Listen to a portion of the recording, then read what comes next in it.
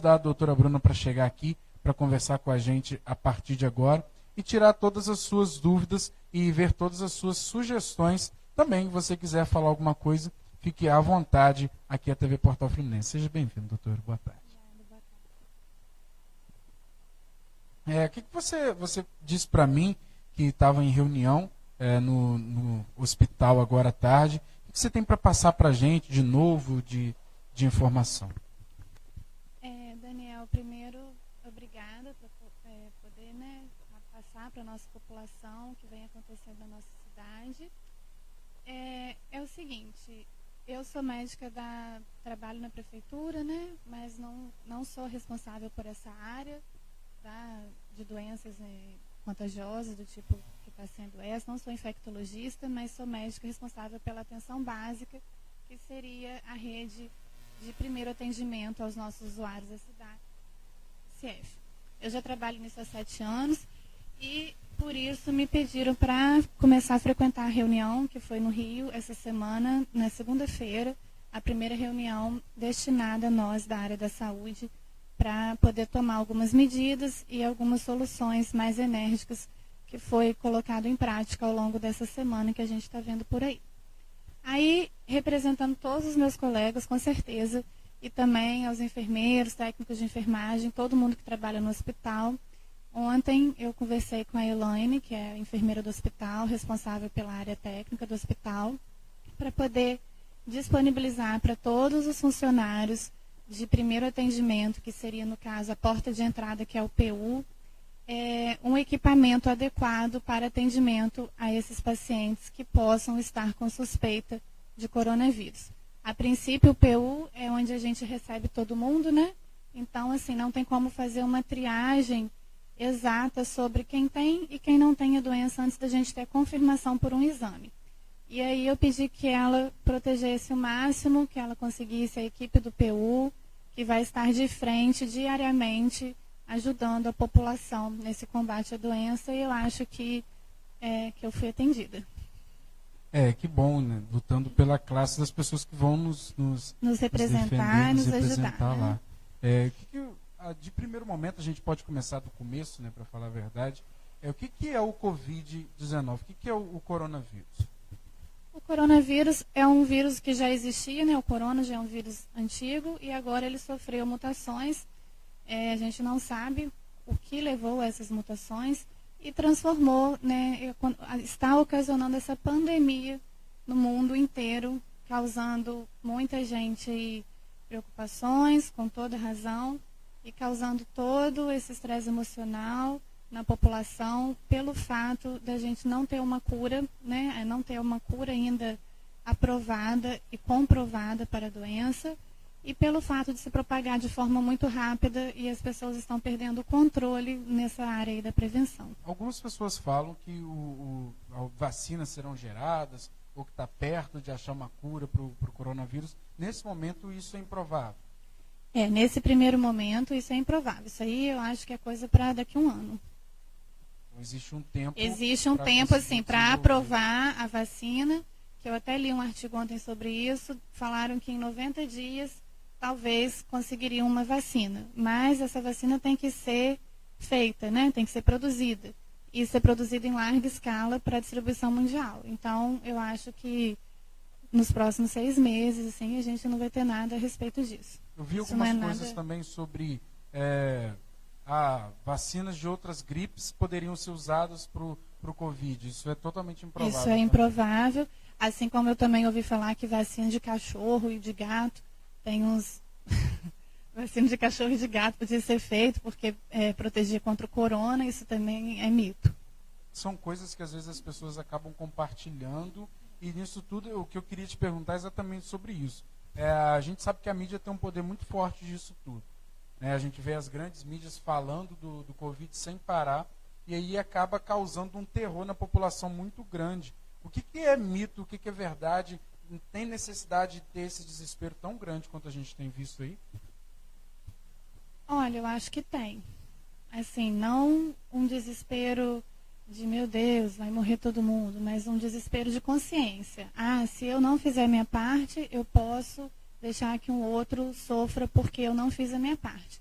Então, eu acho que a mídia está certa em bater na tecla de que tem que ficar em casa, de que tem que se prevenir, porque nós, jovens, não seremos muito afetados, mas nossos pais, nossos avós ou nossos amigos que tenham alguma doença, esses sim serão em larga escala afetados. O que eu vejo em relação a isso é que tem muito egoísmo de muitos jovens que acabam ouvindo essa notícia de que não serão tão afetados e ficam totalmente despreocupados em relação a cuidar dos outros, acabam esquecendo. Mas muitos jovens têm seus avós, seus pais, precisam dessa atenção e precisam se preocupar também com eles. Né?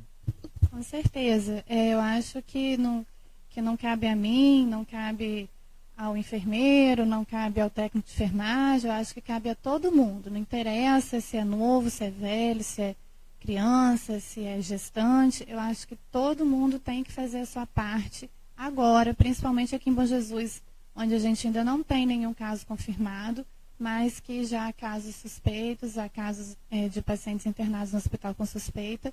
Então, eu acho que agora é a hora de todo mundo se conscientizar que a gente deve temer sim por conta disso. Doutora, eu ia te perguntar exatamente isso. Qual é a atual situação de Bom Jesus em relação ao vírus?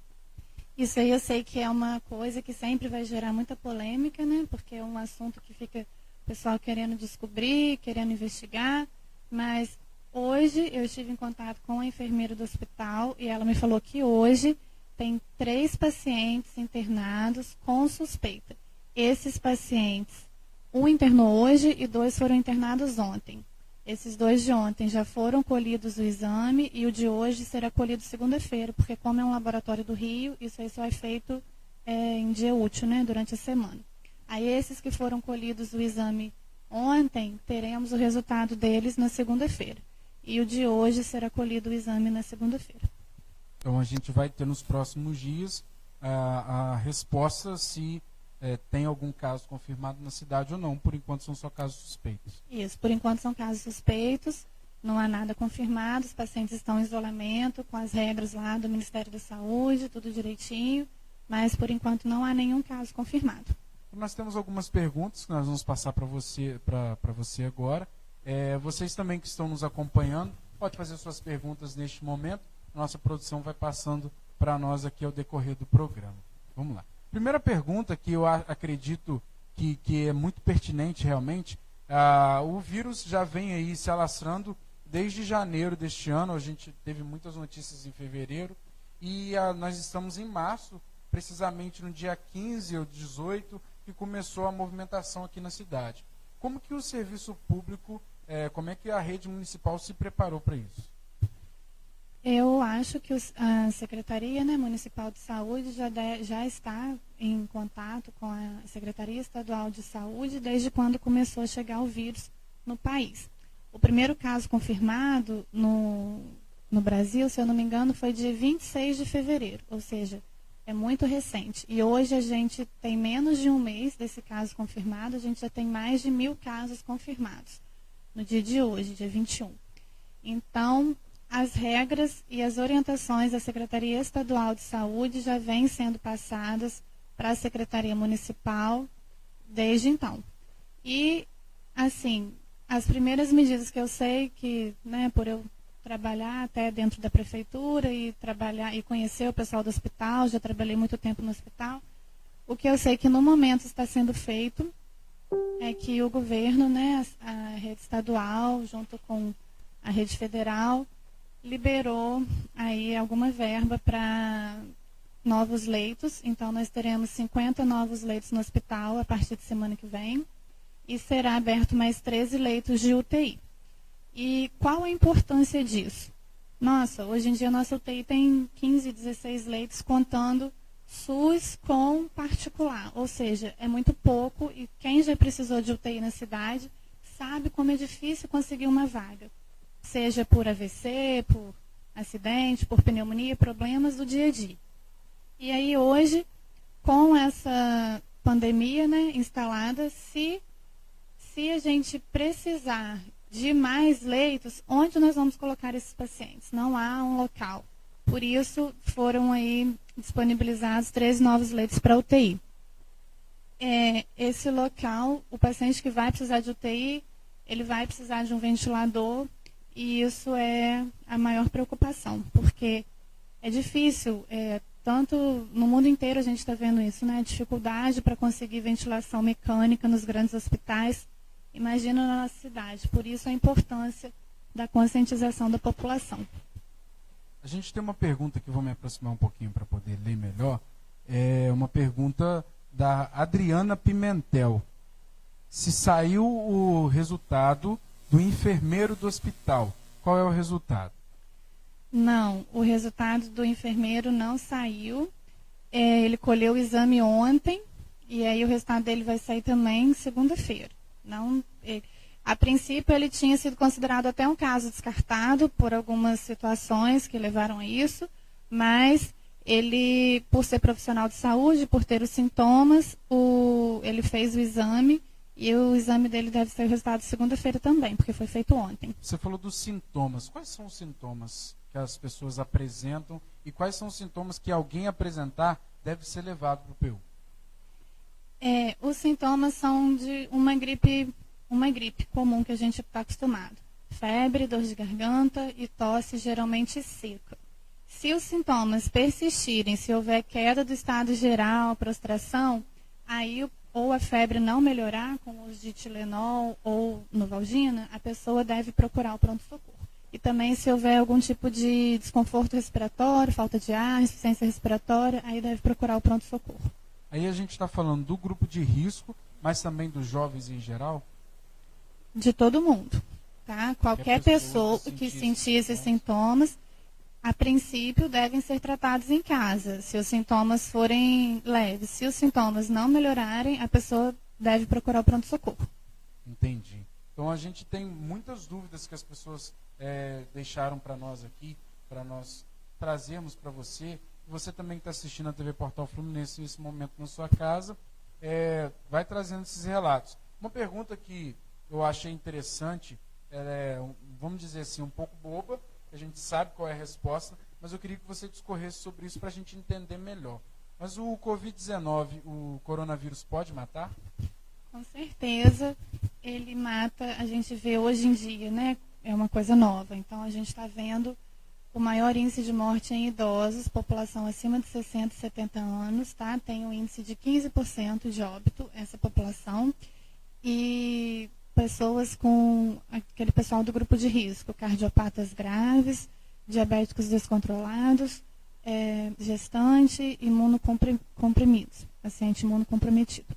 E as mortes que ocorreram até agora, não sei, eu não vi, estão acontecendo mais para crianças, adultos, o grupo de risco? Grupo de risco com predominância dos idosos. Então é mais para idosos. Eu queria saber como que seria o estilo de vida de uma pessoa, então, que está no grupo de risco e vai aderir à quarentena. Essa pessoa tem que ficar em casa, tá? Se for sair, precisar de sair para alguma coisa, usar saindo máscara, voltar para casa, fazer aquela asepsia antes de entrar em casa, tirar os sapatos, deixar do lado de fora, lavar as mãos e ir direto para tomar um banho e trocar de roupa. Você falou sobre lavar as mãos, a retirada dos sapatos para entrar em casa. Tudo isso são medidas que a gente deve usar quando? Por exemplo, o uso da máscara. Hoje, andando na rua, algumas pessoas estavam usando máscara, outras pessoas não estavam.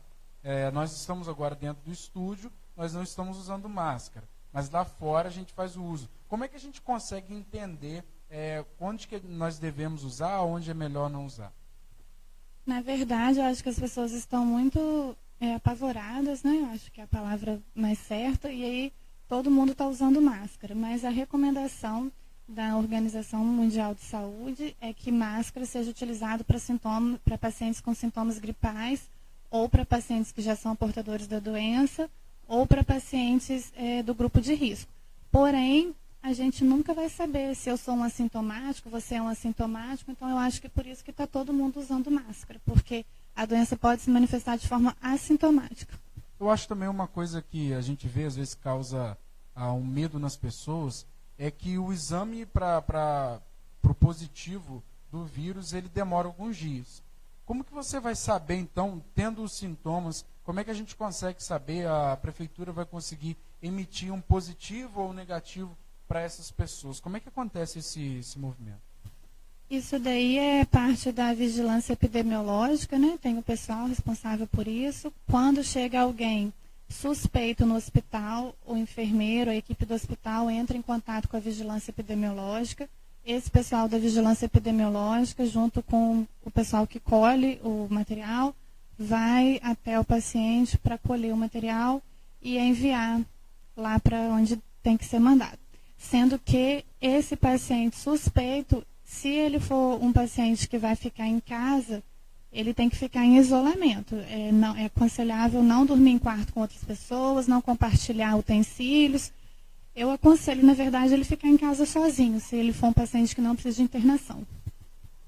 Então, uma parte mais importante da nossa conversa hoje é saber como que ocorre a transmissão do vírus. Muitas das vezes a gente tem medo de tocar em superfícies, a gente tem medo de compartilhar talheres ou algo do tipo. Como que ocorre essa transmissão? Quais são os cuidados que a gente tem que tomar?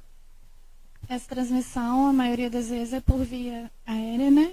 Perto, contato próximo com o paciente que é portador da doença, mas já foi feito estudos que esse mesmo paciente portador, se ele tossir, se ele espirrar e botar a mão e encostar a mão numa superfície, o vírus fica vivo ali naquela superfície e aí uma pessoa sadia encosta no mesmo local e fica infectada.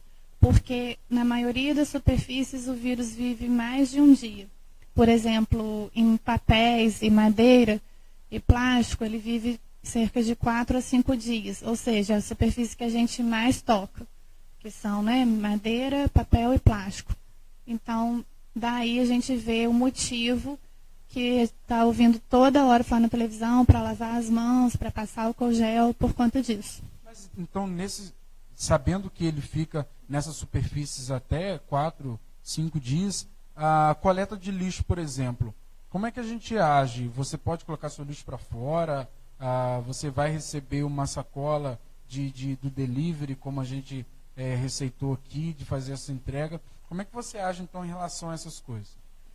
Por exemplo, se eu pedir um lanche, chegou na minha casa, eu botei lá na mesa e comi, eu acabei de comer, vou passar um pano com sabão na mesa ou um pano com álcool gel e aquela mesa já vai estar desinfectada. Então, assim, no momento, a asepsia, a limpeza mesmo é o mandatório. Na hora de receber o lanche, por exemplo, como é que a gente pode proceder? Eu estou vendo aí vários entregadores usando máscara e luva. Eu pedi ontem na farmácia, anteontem. É positivo? Não, é positivo como se. É positivo é para bom. ajudar, é bom. Sim, mas acabou de ir ali naquela casa, ele tem que descartar aquela luva. Tem que ser para cada casa. Para cada casa. Então, assim, ontem eu pedi na farmácia e aí a pessoa chegou lá em casa de máscara e luva. E anteontem eu pedi um lanche, a pessoa chegou de máscara. Aí você recebe da pessoa e limpa a sua mão, faz a asepsia e está tudo certo. Automaticamente você já limpa a sua mão também, depois que você recebe da outra pessoa. Então a gente falou de lixo, a gente falou de lanche, a gente falou de remédio, a gente está falando de várias alternativas que a gente tem também. Nossa produção está recolhendo algumas perguntas para trazer aqui. Nisso tudo é importante a gente frisar, então, esses cuidados. Por exemplo, a lavagem da mão, ela não supera o uso do álcool em gel, correto? Não, a lavagem da mão é tanto quanto o uso do álcool gel. A gente vê muitas pessoas que estão extremamente assustadas aqui na cidade porque está faltando álcool em gel, mas às vezes não se preocupa em lavar a mão. A lavagem das mãos corretas deve durar de 20 a 40 segundos. Botar a mão, né, sobre a torneira, usar sabonete, detergente. E aí lavar a palma da mão 10 vezes, depois o dorso da mão, entre os dedos, as pontas dos dedos, depois enxaguar e secar com papel toalha. Se você mora sozinho, você pode ter só a sua toalha. Se você mora com outra pessoa, distribuir as toalhas ou secar com papel toalha e jogar fora. Com mais pessoas, deve-se utilizar toalhas diferentes, até mesmo aquela de rosto. Se as pessoas estão saindo, né, tipo assim, hoje eu fui na rua e voltei. É interessante que separe as toalhas. Entendi. Esses são cuidados, a gente estava conversando. Cuidados básicos que eu acho que todo mundo tomando essas medidas, porque está todo mundo preocupado, igual você falou, com álcool gel, mas está todo mundo esquecendo que a água e sabão vai proteger tanto quanto o álcool gel. A maior higiene pode ser você lavar as suas mãos corretamente. O banho, quando você chega em casa, a gente falou sobre tirar o sapato, a gente falou sobre retirar, lavar suas mãos, lavar bem. A roupa, por exemplo, eu cheguei em casa, minha família está em casa, tem pessoas de grupo de risco. Eu vou pegar minha roupa e vou colocar em um local reservado por alguns dias e só depois vou lavar? Não, você pode botar num saco, né, numa sacola. Se não for lavar no mesmo dia, você deixa a sacola fechada e lava depois. Entendi. Temos mais uma pergunta aqui, vou me aproximar para poder ver. É da Tainá Santana, que pergunta: qual a máscara ideal para ser utilizada? A máscara lavável protege? Na primeira reunião que a gente teve sobre isso, eles estavam orientando usar a máscara cirúrgica, que é essa máscara branca, essa máscara comum, que todo mundo consegue comprar aí, dentista, todo mundo usa com mais facilidade. Mas, e para os contatos diretamente com o paciente infectado, para quem for ter contato com esses pacientes no hospital, aquela máscara N95, que é uma máscara mais forte, mas que protege um pouco mais. Tem uma maior durabilidade, vamos falar assim. E essa questão que tem muita gente fazendo máscara, né, de pano, eu estou vendo aí pessoas fazendo máscara de pano para doação, eu acho um gesto muito bonito e protege sim, tá? É melhor do que nada, com certeza. Eu vi agora à tarde uma ia perguntar exatamente isso, a máscara de pano protege? Protege. Eu li, eu não sei se é verídico, porque agora a gente fica até com dúvida sobre o que a gente leu ou não. Mas, assim, a máscara de pano, teoricamente, não entra nas recomendações do Ministério da Saúde. Mas há infectologistas que dizem que a cada 8 horas elas podem ser lavadas e reutilizadas. A gente vai para um intervalo rapidinho. A doutora Bruna fica com a gente até daqui a pouquinho, às 5 horas da tarde. A gente quer agradecendo já